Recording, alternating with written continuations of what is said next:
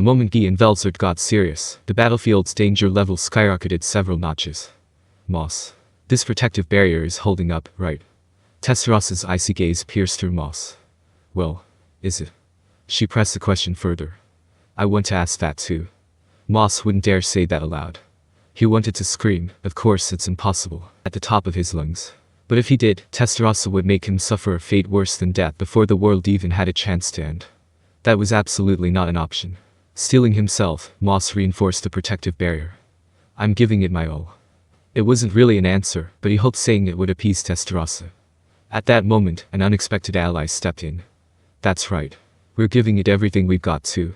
If this barrier breaks, I'll even start calling you Big Sister. That was Rain's declaration.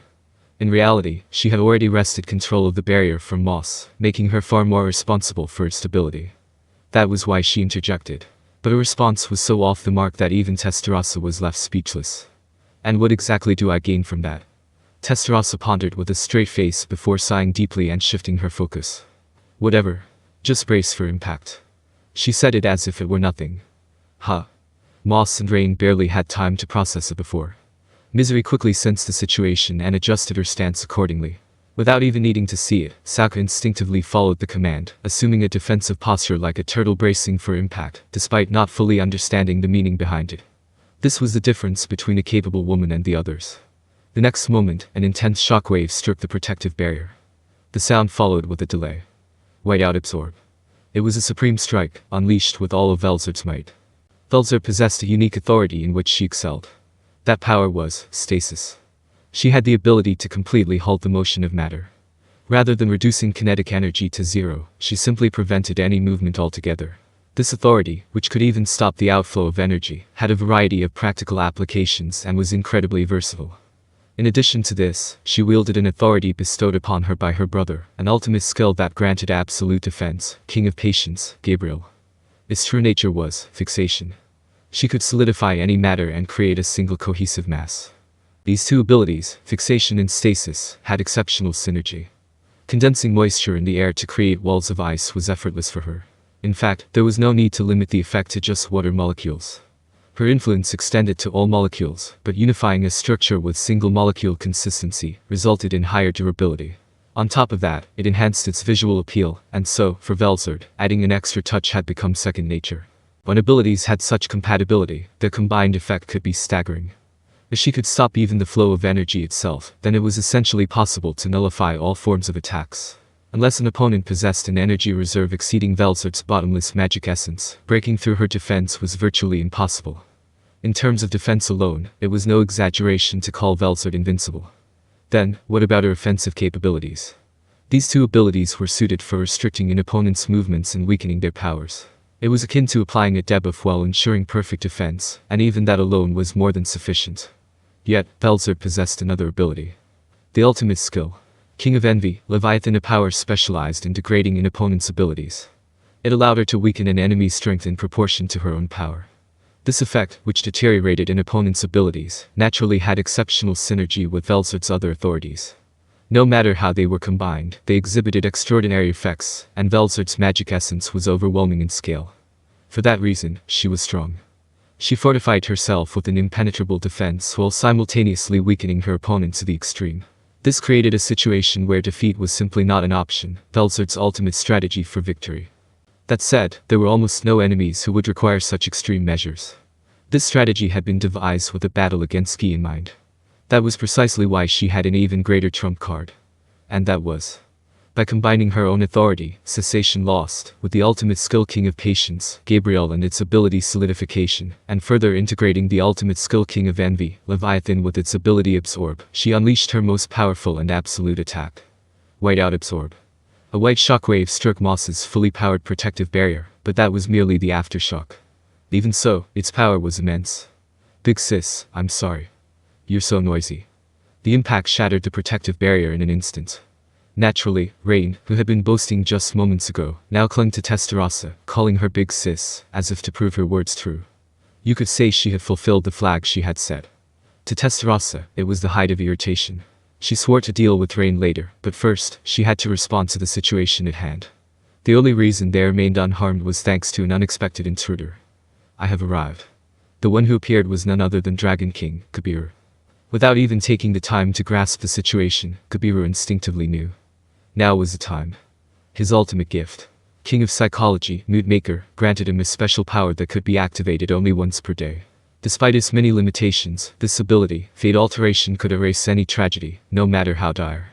Spinning his vortex spear at high speed, Kabiru bellowed. "O world, become the vision I desire." Fate Alteration. At that moment, the tragedy that should have unfolded due to the destruction of the protective barrier was prevented before it could ever occur. Kabiru wasn't the only one who intervened. "Fushu. Is everyone alright?" The one who called out was Barrier King, Geld. Under Benemer's command, he had spatial transferred to the battlefield, arriving at the last possible second. Even Benemer hadn't fully foreseen this exact scenario, but through Saoi, who had received a report from Sauka, he had recognized the danger. To reinforce the protective barrier, he had dispatched Geld. By layering his own barrier beneath mosses, Geld managed to buy a precious few moments. Ordinarily, he would have been a step too late, but because Kabiru was there, the outcome changed. Had the timing been slightly off, or if Kabiru's Fate Alteration had not yet been available for reuse, this result would have never been possible. With Rain's support, Kabiru's Fate Alteration, and Geld's barrier, Moss was able to re-establish the protective barrier once again. Through a series of fortunate coincidences, everyone had narrowly managed to survive. "Man, that was a close one," Rain said, summarizing the situation as if it were her own achievement. Everyone ignored her. Rain pouted and pretended to cry, but that too was ignored. Meanwhile, Kabiru spotted Sauka and called out to her. "Oh, Sauka. Are you safe? Brother. Why are you here?" "Well, you see, of course, I was worried about my beloved little sister." At this, Kabiru started fidgeting. "Ah, I understand now. You're talking about Sophia, aren't you?" Kabiru flinched at having his true intentions seen through. "She's safe. She's still frozen, but because of that, she's fine." Sauka's words seemed contradictory, yet they were the truth. Velzard's ice, rather than harming its victims, had become the ultimate shield protecting them. Satisfied with this, Kabiru felt relieved. However, he hadn't yet realized just how powerful the ability he had just used, Fate Alteration, truly was. Though bound by countless restrictions and conditions, its range of influence was far greater than he had imagined. No one knew this yet, but soon, everyone would understand. The miracle was not over yet. He instinctively saw through it. Velzard was about to unleash her trump card. They had clashed in a battle of equals, probing each other's strengths and weaknesses. But now, with no reason to hold back any longer, it was only a matter of time. Whiteout Absorb. Velzard's beautiful voice rang out just after a shockwave pierced through Guy's body. Feeling pain for the first time in ages, Guy grimaced. But that was all. In his hand, he gripped a slender longsword, slicing through the freezing blade of Whiteout Absorb, as if it were nothing. "You should be proud. You actually made me draw my sword." He spoke these words to Velzard. That sword's name was World, one of only 7 Genesis-class swords in existence. Unlike Asura, which he had given to Milim, Guy's World was immaculately maintained. Its iridescent sheen was mesmerizing, reflecting a strange and mysterious blade pattern.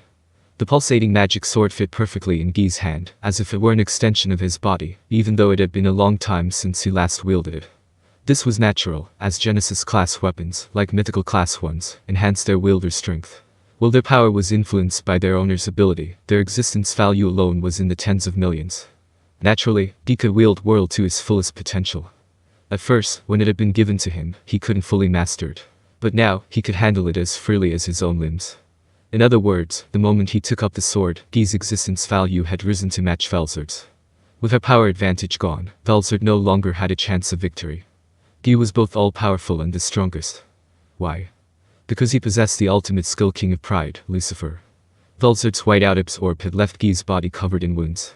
The freezing effect even nullified his Godspeed regeneration. But it wasn't a problem. By replicating Remuer's authority, King of Gluttony, Beelzebub Guy simply devoured his frozen wounds, along with the effect itself, restoring his body instantly. And as a bonus, he had already fully analyzed Velzard's King of Patience, Gabriel, and King of Envy, Leviathan. Her unique ability, Stasis, was troublesome, but to Guy, it was nothing he couldn't overcome. Satisfied with the seamless connection between himself and World, Guy grinned at Velzard. "That was your trump card, wasn't it? So, what now? You want to keep going?" Guy had no doubt in his mind, his victory was assured.